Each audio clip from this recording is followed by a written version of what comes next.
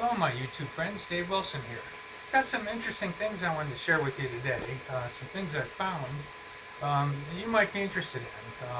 One, I guess the first thing is a new cable or a filament clip.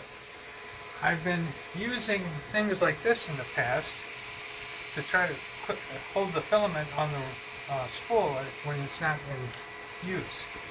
The problem I've had is take them off, send them down, then I got to find them again. So I was looking at Thingiverse, Things, Yagi, everywhere, and I finally found this design that nobody had printed, so I was a little cautious. But what it is, it's a piece that has a little arrowhead or a nose on it, and it's got a hollow tube, and then some pins that the filament can loop around. The nice part is you can put it on there and print with it. So you get a new roll of filament, you put one of these on first thing, and you're good to go, and they just stay on there. And the problem I've got is I built some new racks for my filament, but this is one of them. And this is my open PLA that I'm using to print with.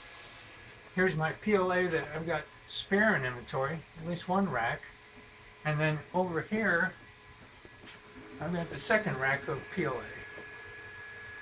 So I've got a lot of filaments and I needed someplace to put it, so I built these shelves. They just are on my I-beams and they're free space, so that worked out pretty well. But so anyway, I'm going to put a link to this in the description, but give them a try. They really work well, and I'll show you how to, like, here's a roll of filament that I haven't added it to yet. Sorry, my camera work's not going to be the best here.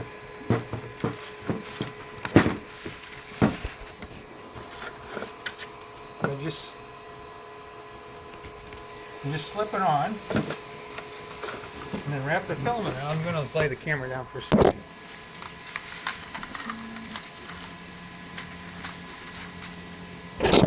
You just wrap it around one time,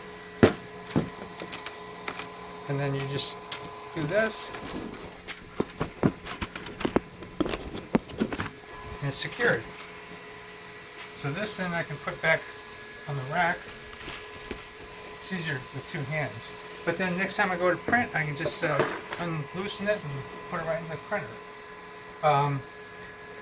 The other thing I found is I have a lot of PETG that I've been keeping in the filament boxes.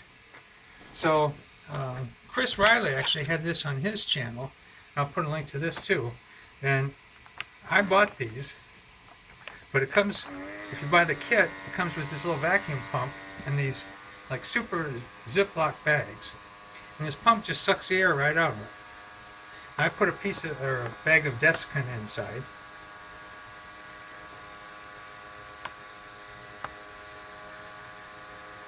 And it takes a minute or two, and so far I've used about 15 of these. I've had 3 that just don't seem to seal right.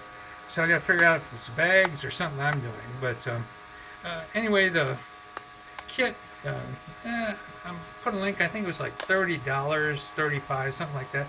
And then the bags are about $1 a piece if you get extra. So I ordered the kit that came with the pump and some bags, and then 12 extra bags. So I got 24 bags. I'm going to see how this works. I really can't say it's perfect, but it looks like it's going to work pretty well. And it'll just suck the air right out of it.